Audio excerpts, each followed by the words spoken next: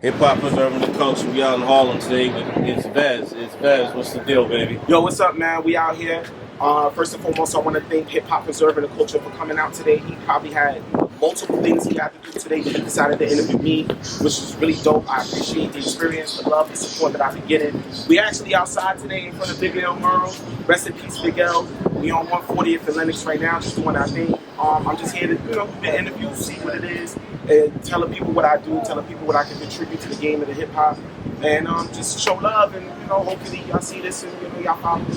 Y'all enjoy what y'all see coming from me moving forward. It's Vez. What's the deal, man? Tell the people a little bit about yourself. Tell us where you from. Oh man, hey, I'm from everywhere, man. That's how I like to think. But I was raised in Brooklyn. Been in Brooklyn pretty much my whole life, man. So obviously, with that borough, you get Biggie, you get Jay. I was raised heavily on hip hop when I was a kid. Since I've been a youngin', since I've been, understanding language and the words. I love hip hop. I love the wordplay, the verbiage, the sophisticated, rhyme schemes and such. And I fell in love with it since I was a kid. And all I've been trying to do, I guess, is practice my talents, get it refined to where it is now. So I stand in front of you now as a grown man that appreciates the culture, understands the culture, and also is trying to help preserve the culture like all the other artists that's out there that's doing their thing. I've been touring all over through New York, and I've been here, man. Hopefully, you guys get to catch some of the shows out here. But yeah, been out here. How long you been doing music? Man, I was doing music since junior high school, so like 2002, 2003. So from like 13 to where I'm at now, that's been like almost 15, 20 years of my life that I gave to hip hop, whether I recognize it or not. But ever since I've been rhyming, it's been a very enjoyous thing. I've have done like little pieces of music when I was younger, all the way to like battle rapping. With King of the Ring, I've been around the Smack Cat. Shout out to Cortez. He was the first one who really kind of helped me, get my game together with the hip hop. But even through battle rap, understanding like aggression, understanding wordplay, understanding lyricism, understanding the different types of elements that come with hip hop. And then even now, going on stage performing in front of people. So throughout the 20 years of my life that I gave to hip hop has been some of the greatest stuff. So, I've been doing it for, pretty much to answer your question, I've been doing it for a long time. How did you start? You always been rapping? You have a DJ? Do any production? Anything like that? Crazy enough, I started with poetry. I started with poetry. I was in junior high school really trying to find my voice, find myself. I performed some of my poetry acts in junior high school, going all the way into high school. And what I wanted to do, I wanted to elevate it. I wanted to go up a little higher. So I decided to put my poetry to beats, and that's where I started doing music and hip hop. Who got you into it? Who got you into writing? Oh man, I had an old friend. I don't know if you'll see him now, but his name is Tamar. He was the one who put me into he was rapping in junior high school when I went to junior high school. And I was really amazed by how he was rapping, so I decided to buy a notebook with raps in it, get it together. But then as time went along, I started getting into the artists. Like Wu-Tang Clan was definitely one of the first group of people I started listening to, from 36 Chambers to Method Man, Inspector Deck, everybody. I just listened to everybody in the Wu. My favorite member was Raekwon. Then I moved up to Nas. I found Nas, and I listened to Illmatic. I was like, oh, nah. And ever since then, I just decided to, try to learn from them, try to learn the different aspects of hip hop, different lyricism, storytelling. So I decided that, I wanted to do this, and that's what inspired me. More often than not, Nas than anybody, but, it was a lot of other different people who was incorporated into that type of, into my growth in hip hop. Which of those artists would you say is most influential on your style? Without question, Nas. Without question. I've studied Nas from Illmatic all the way to his newest albums that he came out with Hit Boy. I think he was a beautiful storyteller. He had a beautiful lexicon as far as verbiage, vocabulary, and I was really amazed with what he did. So ever since then, I decided to, take a little bit from that and learn how to evolve on my own with that type of style that he had. So, what at that age made you relate to Nas? 19, 20. When I listened to Illmatic, it was one of those things where it was he was talking about the same things I was witnessing. Growing up in the neighborhood, growing up in the hood. I'm from Albany Projects. I'm from Crown Heights, Brooklyn. He's from Queensbridge, but most importantly, like, he was just basically telling the stories and the everyday stuff that I was going through. So it felt a lot more relatable compared to if I was just listening to a rapper who was talking about guns or, talking about women. It just felt like it was poetry, like ghetto poetry to me. Hi, mommy. Ghetto poetry to me. That's what I felt like, So I grew off that and kinds of, evolved from that and be able to tell my own story. So the next person who hears this, they can feel like there's still some of that culture, or some of that storytelling within what I'm doing with my music. What would you tell somebody that never heard your music to make them listen? That's a good question. I would basically say, like, basically my stories are relatable in all aspects. I've been through some things too that a lot of people are afraid to talk about. I think black trauma is becoming an upcoming topic in recent years, and I'm one of those where I'm not afraid to express the things that I've been through. I've been homeless. I've been without money. I've been without a job. I've been without a partner bond. There's times where I'm self-conscious about myself most of the time, about things that people don't even notice, but I notice it. So therefore, for me, it's one of those things where it's like I'm not afraid to dive into, talking about things that bother me or what make me human or what make me have an understanding of different people and the things that they do, the things that they may say, and the actions that they may have. So I'm sure that all the stuff you've been through has a huge influence on your music and your subject. Right.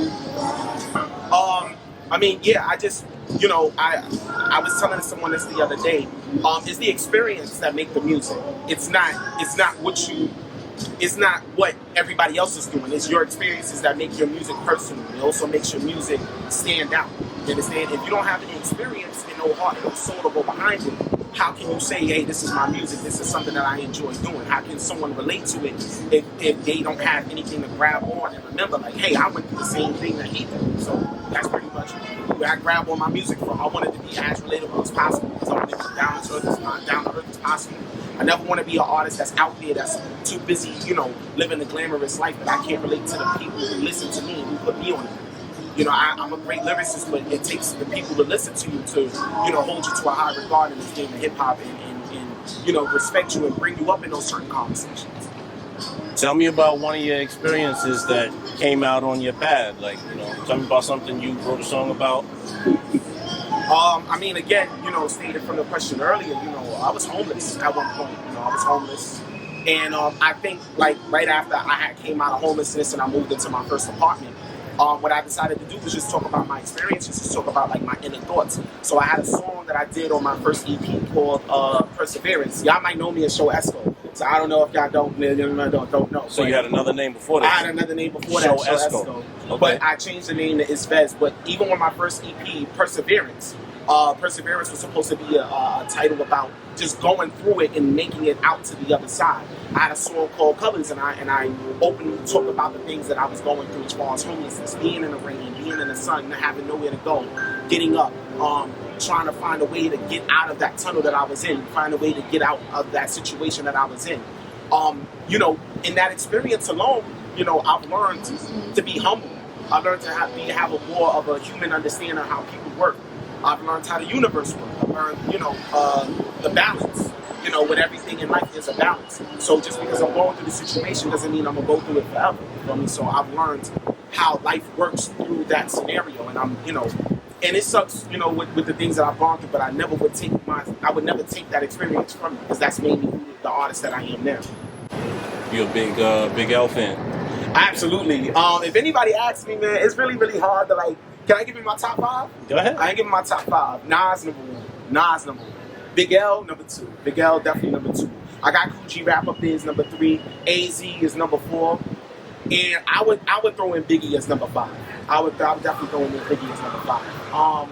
I'm one of those people where, I know everybody's a Biggie fan, but I always try to look, like, past the obvious. But I'll definitely put Biggie in there.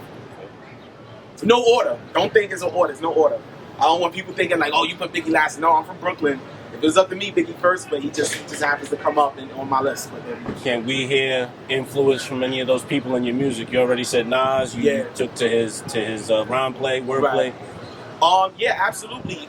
When I was battle rapping, from like 2009 to like 2016, I listened to a lot of Big L because he had that thing where like he was very aggressive and he was really in your face about his lyricism. So I listened to a lot of Big L. I listened to a lot of how his approach was and everything, and how his approach was towards his opponents. So I learned how to be a bit more aggressive, more in your face, more direct, more to the point, more disrespectful. I haven't been like that as of recent years because I decided to take a different path and things, but definitely Big L influenced a lot of, my aggression and how I would maneuver if I was going against an opponent. Biggie, same thing, storytelling, non-storytelling. AZ, the greatest, to me, he has some of the greatest lyricism we've ever heard. And, I always try to test my pen, always try to use a bigger vocabulary, a bigger lexicon, verbiage, and how I express myself through my music. You understand? I want my music to stand out.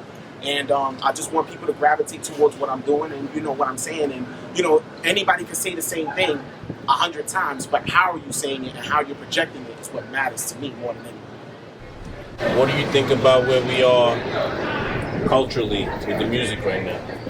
I mean, there's a lot of pretenders. If you ask me, in my opinion, there's a lot of pretenders. There's a lot of people that are trying to be something that they're not.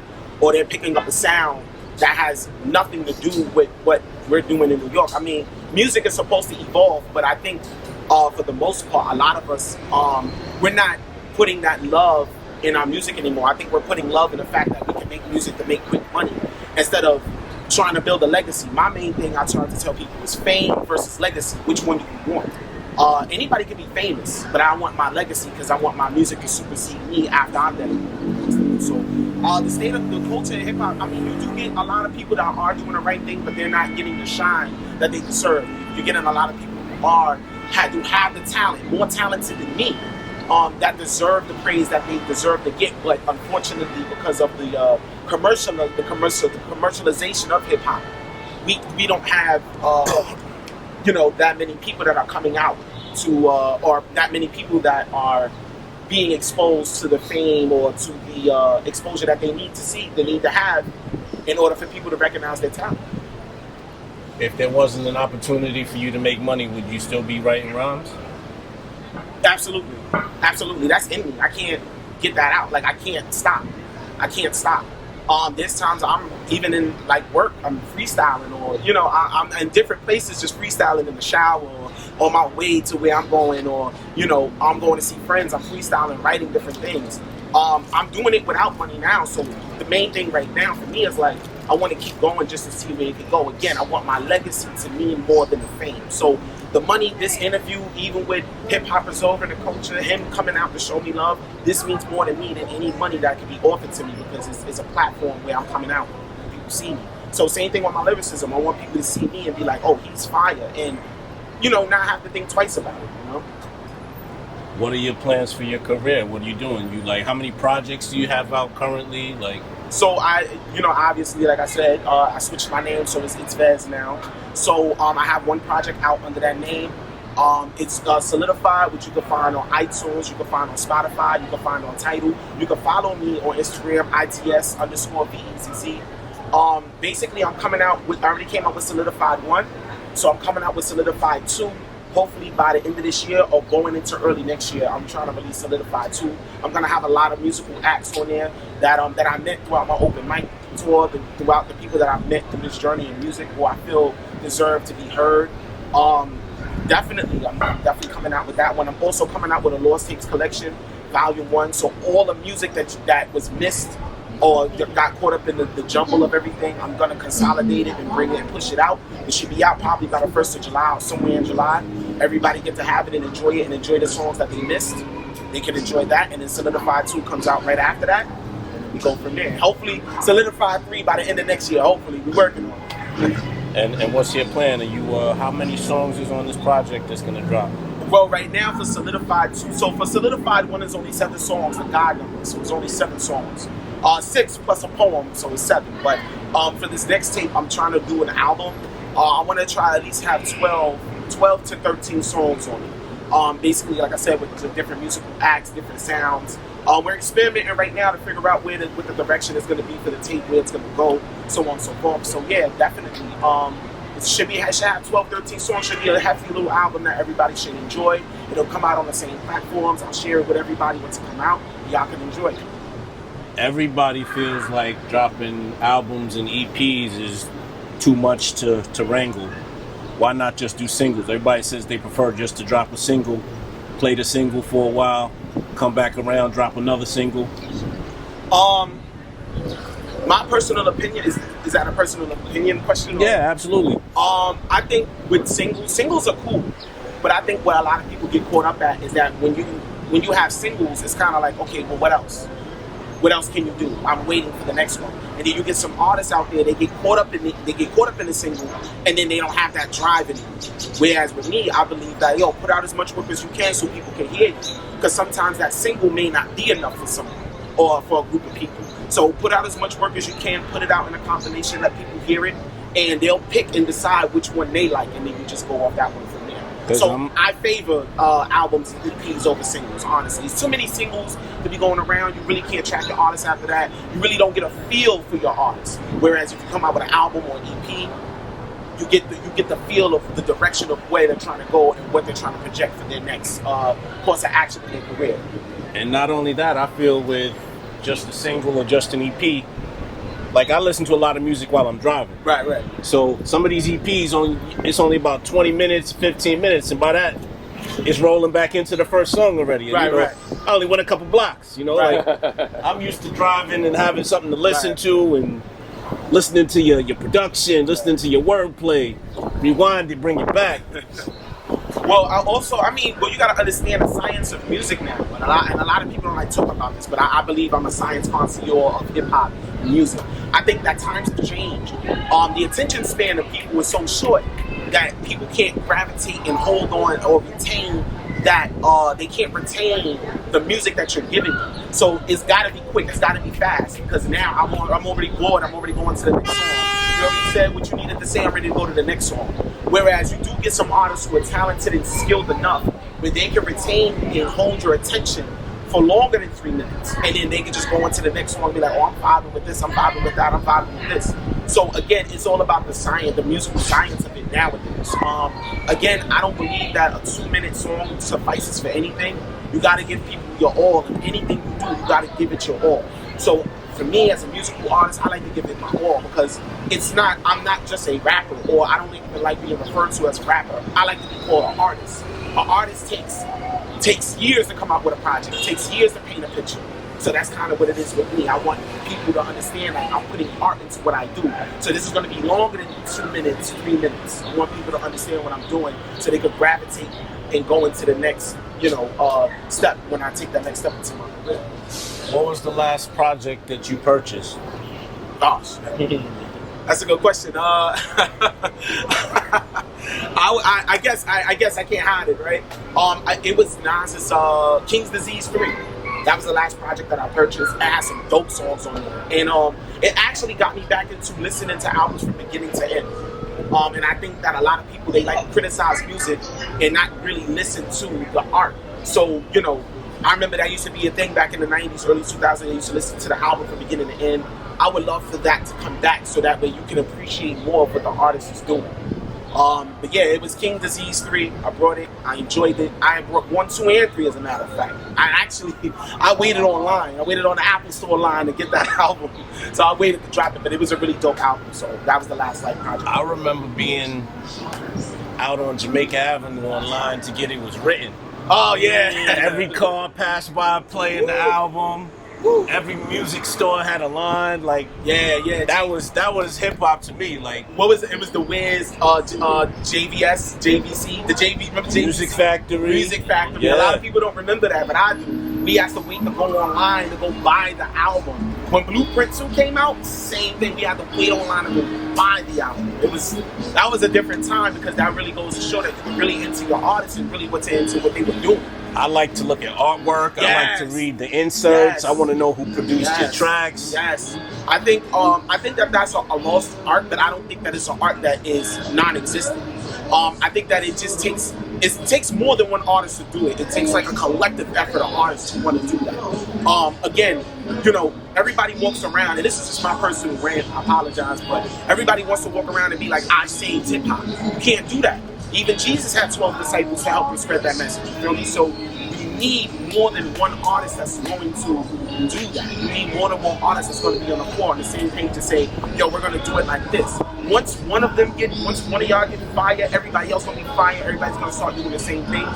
It don't even have to go back to how it was. It could be something reinvented. You understand what I'm saying? So that's my take. Nobody could do it on their own, not even me. I can't do it on my own.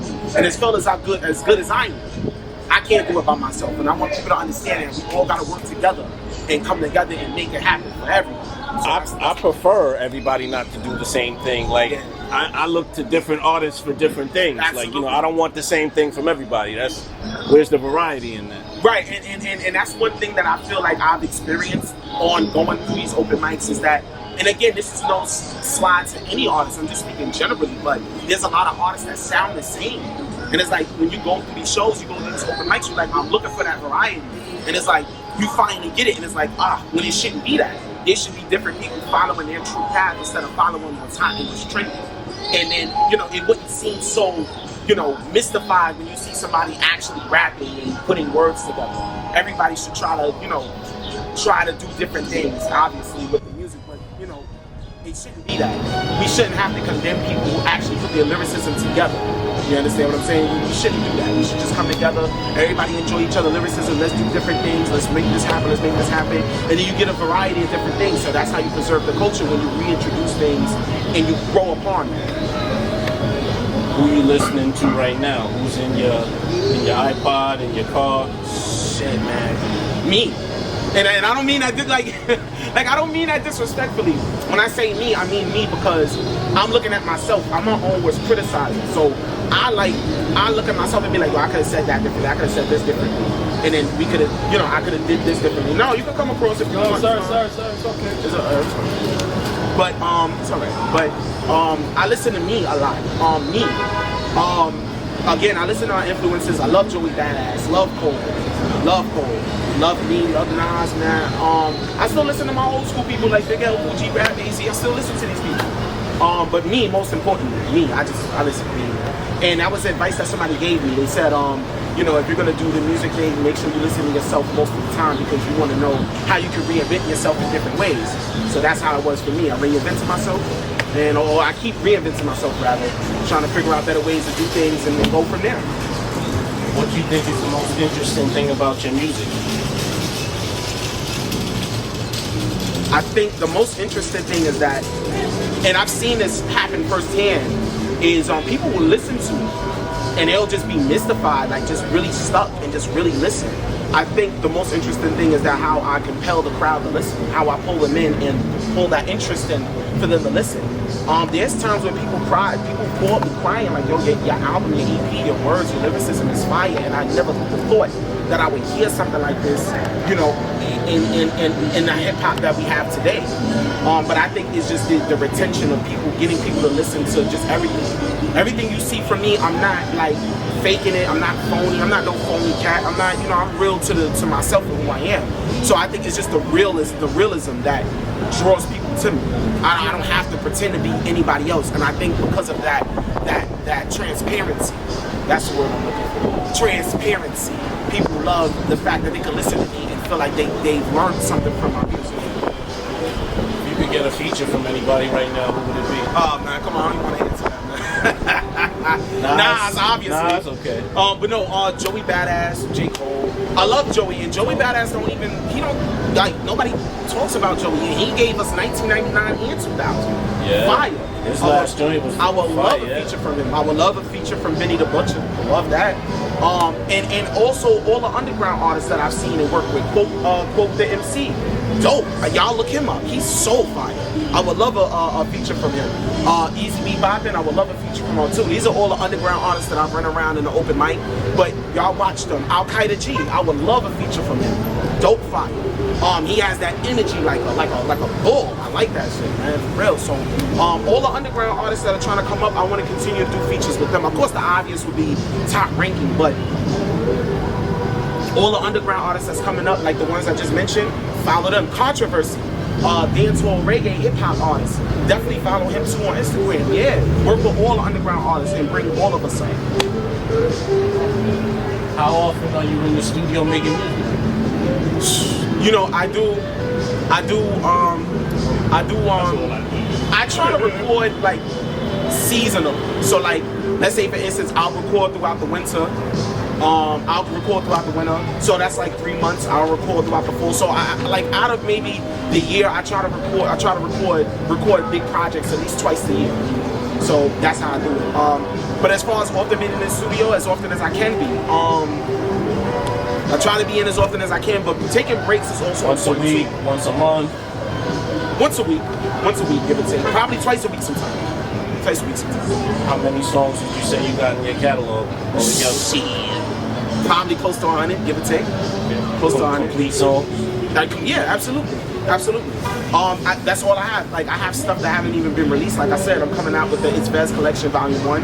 I probably got like a good like 12, 15 songs that's like out, like ready to go right now that I could just release and give out. So, you know, I make a lot of music, I create a lot of music. It's just, you know, I want to make sure that it's right. So when I give it to the people, it's there. What about videos? You shoot a lot of videos? So the videos is a little bit more challenging because you got to meet up with people. You got to do like, you know, you got to take around. Takes a little bit more. Yeah, it takes a little bit more effort.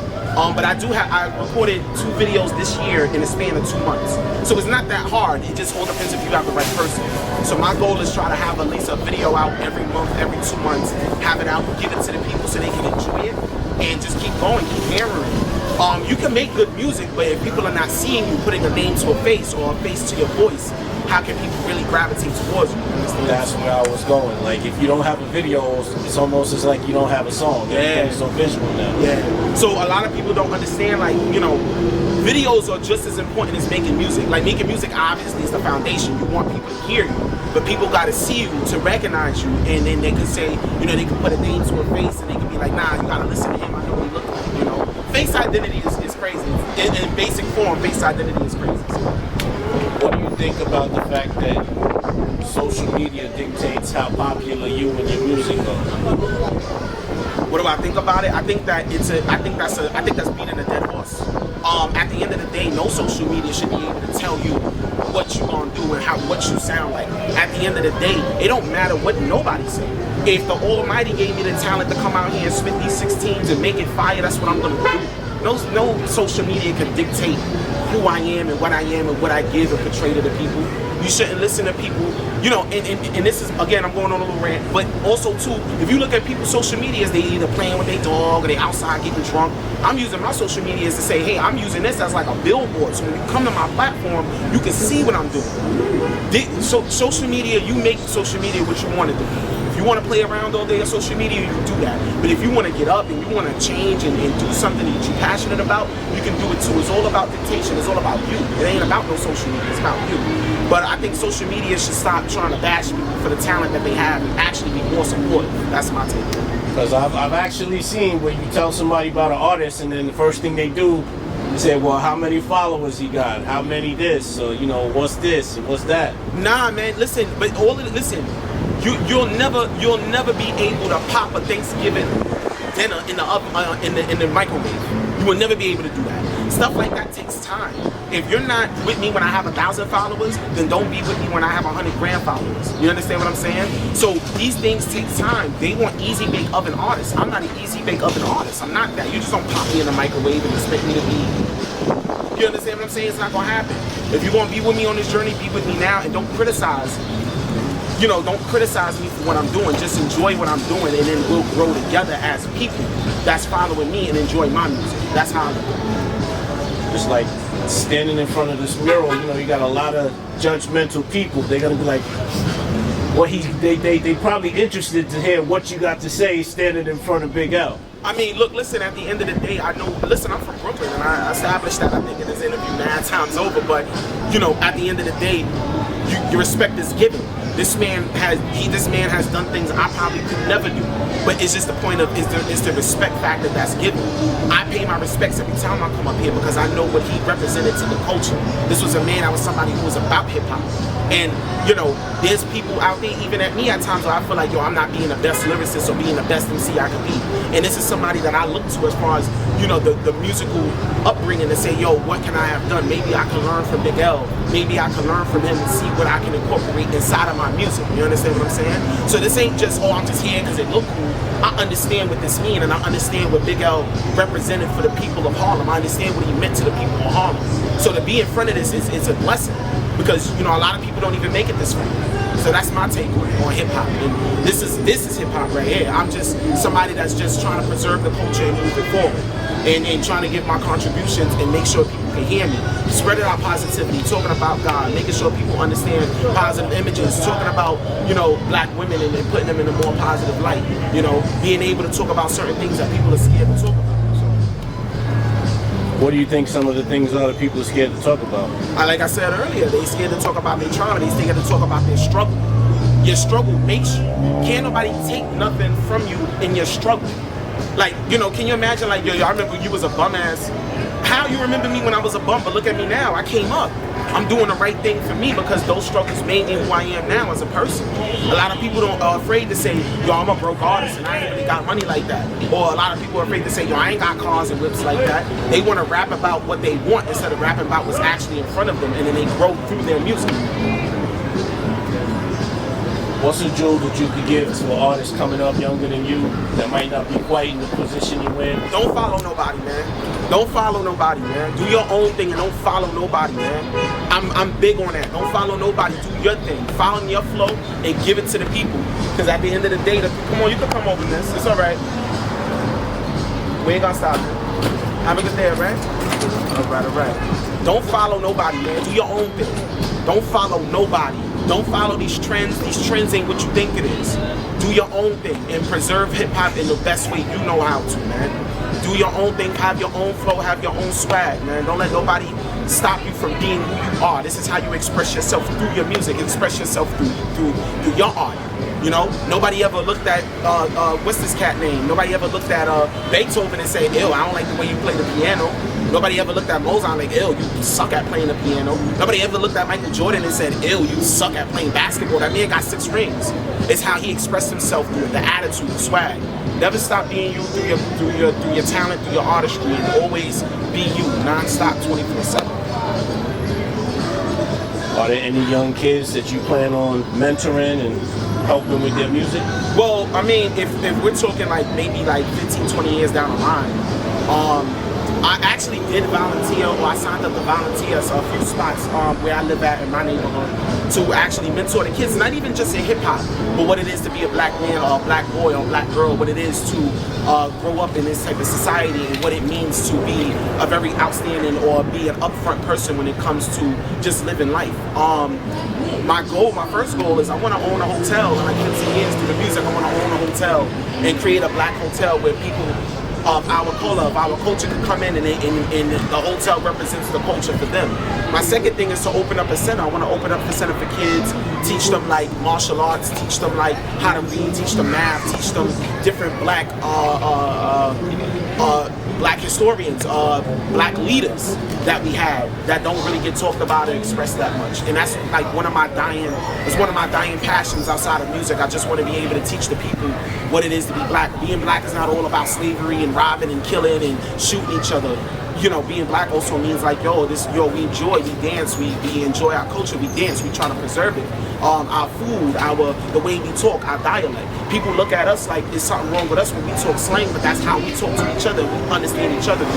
So the main thing is just, again, the whole point of this is preserving the culture, and I hope if I open up the center and open up the hotel, we can preserve the culture for the black leaders that we had before, and also creating a window of opportunity for the young black people that are coming out that want to make a change in their community in music or otherwise. Are you planning anything like in a group, or are you strictly a solo artist? Right now, I'm a solo artist. I got my man right here. I got my man Mike. He's right here. He with me. But right now, I'm a solo artist. But I would love if I could do like a group where we come together, like we form like Vulture. Everybody could be solo, do their own thing, but when I make the call, everybody come together like Voltron and make it happen and make it work. So, but right now I'm just a solo artist, man. Right now I'm just soloing it, seeing how far I go, see what happens, and hopefully I can gravitate people with the same mindset, the same wavelength of thinking. We could come together and be a group and make it work. Tell the people something that they don't know about you. I'm sure a lot of people know you, but I'm sure there's a lot they might not know about you. I love Street Fighter. I'm a big Street Fighter fan, man. I love Street Fighter, man. You can come through, mommy. It's all right. No, it's all right. It's all right. It's all right. It's all right. You good, mommy? No. You good. You good. Have a good day, all right? All right. I love Street Fighter. Love Street Fighter. Favorite character? Akuma. Love Street Fighter, man. What else, man? I love to draw. I also like to read a lot. I'm actually studying Japanese. I'm planning on going to Japan somewhere down the line, either to live or just vacate, but I want to go visit Japan one day. Also, when I practice Aijutsu, I'm like kind of like a little swordsman type. So, you know, I practice like the art of sword, of withdrawing and drawing and things like that. And yeah, man, I'm a big nerd by heart, man. I'm a big nerd by heart, man. Honestly, like that's just me. But love Street Fighter. Y'all, none of y'all can see me in Street Fighter. I'm letting y'all know right now. None of y'all can see me. I'm letting y'all know that right now. All right. Before we get out of here, is there anything you want to leave the people with? Yo, put God first. Put God first. Put the Almighty first. Put the Almighty first. And I'm not going to give you the whole church ramble of, you know, go to church. No, put the Almighty first. I may say this, right? If you cut a cake 8 ways, it's still a piece of cake, meaning you're still a part of that cake. Whatever the Almighty sent you to do, you do it because you have God inside of you. You don't gotta look up and pray, it's already inside of you. You know, trust that instinct, trust that voice, and trust yourself first and foremost, and put the Almighty first. Trust yourself and love everybody around you, man. Love everybody around you. Continue to do what you do and don't let nobody stop you. Don't let money or fame stop you from your mission. At the end of the day, we all gotta go. But while we're here, let's make it happen. Let's make it worth the while and make sure we put money and we put the time in the right places so we can grow as a community and as a culture so the right people can get a hold on to it and we can stop letting these other people who don't know nothing about our culture continue to destroy it. Let's continue to do right, support each other, love each other, God first, and trust the God in you and keep moving. Have you encountered anything that keeps you from doing your music and moving forward? Absolutely. Come on, oh, you dumping the garbage? I mean, again, there's doubt. There's always doubt. There's always the I'm not hitting people's hold on, you got it. I'm not hitting people's expectations of what they think I should be as a hip hop artist. So sometimes that does stop me because it's like, well, I'm trying to pander and cater to everybody, but there's an old saying: a man that what's the word? What's the saying? A man that creates his art for his fans is a fool. You got to create the music for yourself. So I had to learn how to get rid of negativity. I had to learn how to get rid of the naysayers. I had to get rid of learning how to have without and still do it and still keep going. And I also had to learn how to just get up and move and just keep moving and trust myself and say, I want something different in my life to change. I want a difference in my life, and I want to be able to create a mindset where, you know, I open doors for my next generation of family. But yeah, you get the doubt, but once you understand the bigger goal, the doubt don't matter. So we coming to my favorite part of the interview, the bar section. You know, I tell everybody that's why usually why I roll the cameras out. I come out for the bars. Right. Come on, Mom, you want to come? It's okay. No problem. Have a good day, all right? Thank you. No problem. You drinking water today? All right, there you go. She's drinking water, y'all. She's doing good. Look, see. She got her water out. Let me see. Hopefully they have to. Yeah, you gotta have it, man. Just making sure, because you know it's. Yeah. Right. She got water. Absolutely. And watermelon. There you go. Hold on, we got another person that's coming. But you can come on by, man. You sure? All right. So you said, what was your favorite part of the interview? I said, yep. This is my favorite part of the interview. All right. The bar session. All right. I can give y'all a little something. I said, let me break it down for you brothers to understand. The music is my world, y'all be in this foreign land. Spit it how I live it, I'm fucking up my dental plan. I'm chewing through you cats and I'm biting all through my dental dam. Homeless to home breaker, stepping out of a bin stretcher. Been under pressure, so I teach them and give them a lecture. The world, they give me shit, so middle fingers only the gesture. I got a taste for fine life and I want to be better. I got a plan for my mans like all of my members. And so we put in so much work and get deals as soon as we enter the center of attention. As soon as we hit in that sector, no one believes in us. School, just watch how we set up. Never make the same mistakes, so we learn when we messed up. And now we made men, now the maids are cleaning the mess up. Fully blessed up, we conquering every endeavors. VEZZ, I hope you remember the letters. It's Vez, we out here, man. Make sure y'all follow me, Instagram, Spotify, whatever, man. Instagram, ITS_VEZZ. Make sure y'all follow me. And then also in my bio, on my link, you can get my EP, Solidified. And make sure y'all follow and watch me, man. Hopefully I get to do big things in music. I get to change hip-hop, or I get the chance to help change hip-hop along with the other artists, man. And make sure y'all follow me on my TikTok. It's the same way, spelled the same way, everything, man. Peace, love, understanding, put God first, everything else comes second. It's Vez. Appreciate your time. Thank you for coming out, bro. Absolutely. Thank you. Thank you.